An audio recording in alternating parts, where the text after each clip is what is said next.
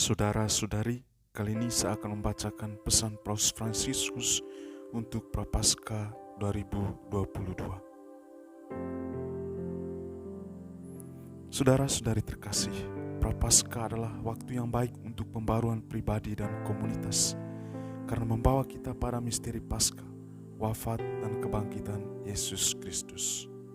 Untuk perjalanan Prapaskah kita di tahun 2022, ada baiknya kita merenungkan nasihat Santo Paulus kepada jemaat di Galatia.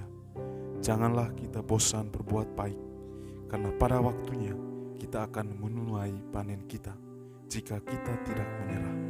Jadi selagi ada kesempatan, marilah kita berbuat baik kepada semua orang.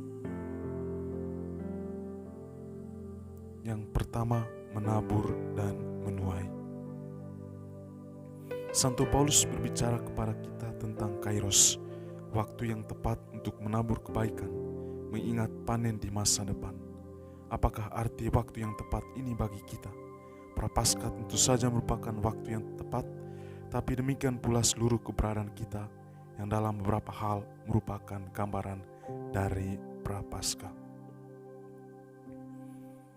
Terlalu sering dalam hidup kita keserakahan, kesombongan, dan keinginan untuk memiliki, mengumpulkan, dan mengonsumsi lebih banyak, seperti yang kita lihat dari kisah orang bodoh dalam perumpamaan Injil, yang mengira hidupnya aman dan tentram karena biji-bijian yang melimpah dan barang-barang yang dia simpan di lumbungnya.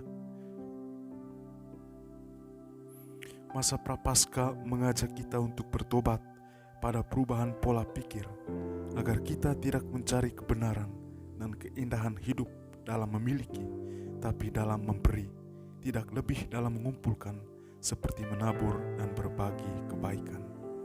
Yang pertama menabur adalah Tuhan sendiri, yang dengan kemurahan hati yang besar terus menabur benih kebaikan yang berlimpah dalam keluarga manusia kita. Selama masa Prapaskah, kita dipanggil untuk menanggapi karunia Allah dengan menerima firman-Nya yang hidup dan aktif. Dengan begitu kita dibawa kepada sukacita yang besar. Bahkan lebih lagi, kita dipanggil untuk menjadi rekan kerja Allah. Dengan memanfaatkan waktu sekarang dengan baik, kita juga dapat menabur benih kebaikan. Panggilan untuk menabur kebaikan ini tidak harus dilihat sebagai beban, tetapi anugerah, di mana Sang Pencipta menginginkan kita untuk secara aktif bersatu dengan kebaikan-Nya yang melimpah. Tapi panen macam apa yang sedang kita bicarakan? Buah pertama dari kebaikan yang kita tabur muncul dalam diri kita dan kehidupan kita sehari-hari, bahkan dalam tindakan kebaikan kecil kita. Di dalam Tuhan tidak ada tindakan kasih, tidak peduli seberapa kecil, dan tidak ada usaha yang murah hati yang akan hilang. Sama seperti kita mengenali pohon dari buahnya, demikian pula kehidupan yang penuh dengan perbuatan baik memancarkan terang dan membawa keharuman Kristus ke dunia. Melayani Allah dalam kebebasan dari dosa menghasilkan buah pengudusan untuk keselamatan semua orang. Bagaimana dengan hasil panenannya? Bukankah kita menabur benih untuk menuai? Tentu saja, Santo Paulus menunjukkan hubungan yang erat antara menabur dan menuai. Ketika dia berkata, orang yang menabur sedikit akan menuai sedikit juga, dan orang yang menabur banyak akan menuai banyak juga. Sebenarnya kita hanya melihat sebagian kecil dari buah yang kita tabur, karena menurut peribahasa Injil, yang satu menabur, yang lain menuai. Ketika kita menabur untuk kepentingan orang lain, kita berbagi dalam kasih Tuhan sendiri yang murah hati. Sungguh mulia menempatkan harapan kita pada kekuatan tersembunyi dari benih kebaikan yang kita tabur, dan dengan demikian melalui proses yang buahnya akan dituai oleh orang lain. Menabur kebaikan untuk kepentingan orang lain membebaskan kita dari kepentingan pribadi yang sempit, menanamkan tindakan kita dengan cuma-cuma, dan menjadikan kita bagian dari cakrawala rencana kebaikan Tuhan yang luar biasa. Firman Tuhan memperluas dan meninggikan visi kita. Itu memberitahu kita bahwa panen yang sebenarnya adalah eskatologis, panen dari hari terakhir yang tidak akan mati. Buah matang dari kehidupan dan tindakan kita adalah buah untuk hidup yang kekal. harta di surga kita. Yesus sendiri menggunakan gambar benih yang mati di dalam tanah untuk menghasilkan buah sebagai simbol misteri kematian dan kebangkitannya. Harapan kebangkitan adalah terang besar yang dibawa Kristus yang bangkit ke dunia. Karena jika harapan kita di dalam Kristus hanya untuk hidup ini, kita adalah orang yang paling menyedihkan dari semua orang. Akan tetapi sesungguhnya Kristus telah dibangkitkan dari antara orang mati sebagai yang sulung dari semua orang yang telah meninggal. Mereka yang secara erat bersatu dengan Dia di dalam kasih, dengan mati seperti kematiannya, juga akan dipersatukan dengan kebangkitannya untuk hidup yang kekal. Kedua, jangan sampai kita lelah berbuat baik. Kebangkitan Kristus menghidupkan harapan duniawi dengan pengharapan besar kehidupan kekal, menanam benih keselamatan di zaman kita sekarang. Kekecewaan yang pahit atas mimpi-mimpi yang hancur, keprihatinan yang mendalam terhadap tantangan-tantangan di depan, dan keputusasaan karena kemiskinan sumber daya kita dapat membuat kita tergoda untuk mencari perlindungan dalam keegoisan dan ketidakpedulian terhadap penderitaan orang lain. Namun Tuhan memberi kekuatan kepada yang lemah. Dia menguatkan yang tak berdaya. Mereka yang berharap kepada Tuhan akan mendapatkan kembali kekuatan mereka. Mereka akan terbang dengan sayap seperti Raja Wali. Meskipun berlari tidak akan menjadi lelah. Meskipun berjalan tidak akan pernah lelah.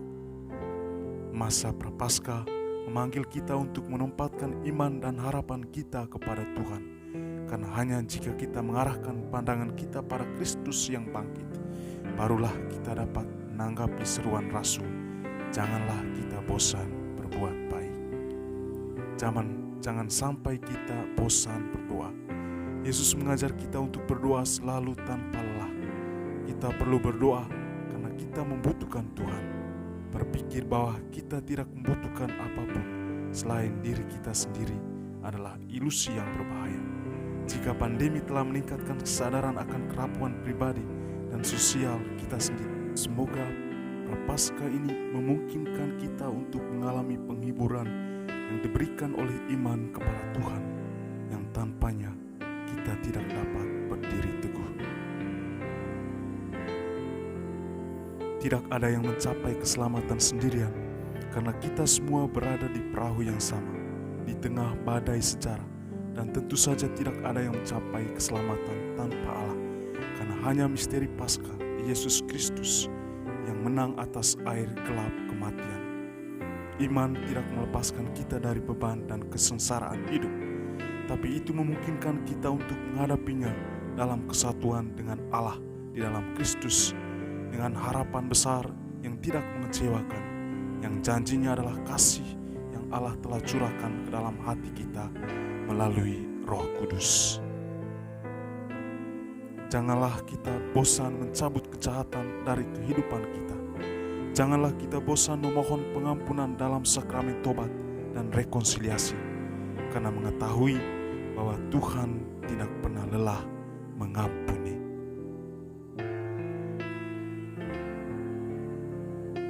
Janganlah kita bosan berbuat baik dalam amal aktif terhadap tetangga kita. Selama masa Prapaskah ini, semoga kita mempraktikkan sedekah dengan memberi dengan sukacita. Allah yang menyediakan benih bagi penabur dan roti untuk dimakan, memungkinkan kita masing-masing tidak hanya memiliki makanan untuk dimakan, tapi bermurah hati dalam memberi. Prapaskah adalah waktu yang baik untuk mencari dan bukan untuk menghindari mereka yang membutuhkan, untuk menjangkau dan tidak mengabaikan mereka yang membutuhkan telinga yang simpatik dan kata-kata yang baik, untuk mengunjungi dan tidak meninggalkan mereka yang kesepian. Ketiga, jika kita tidak menyerah, kita akan menuai panenan. Dalam masa pertobatan ini, ditopang oleh kasih karunia Allah dan oleh persekutuan gereja, janganlah kita menjadi lelah untuk berbuat baik. Tanah disiapkan dengan puasa, disiram dengan doa, dan diperkaya dengan amal. Marilah kita percaya dengan teguh bahwa jika kita tidak menyerah, kita akan menuai panen kita pada waktunya. Dengan memupuk kasih persaudaraan terhadap semua orang, kita dipersatukan dengan Kristus yang memberikan hidupnya demi kita, dan kita diberi kesempatan mencicipi sukacita kerajaan surga. Akhirnya, semoga perawan Maria yang mengandung juru selamat di dalam rahimnya dan merenungkan semuanya ini di dalam hatinya, memperoleh bagi kita karunia kesabaran. Semoga dia menemani kita dengan kehadiran keibuannya, sehingga musim pertobatan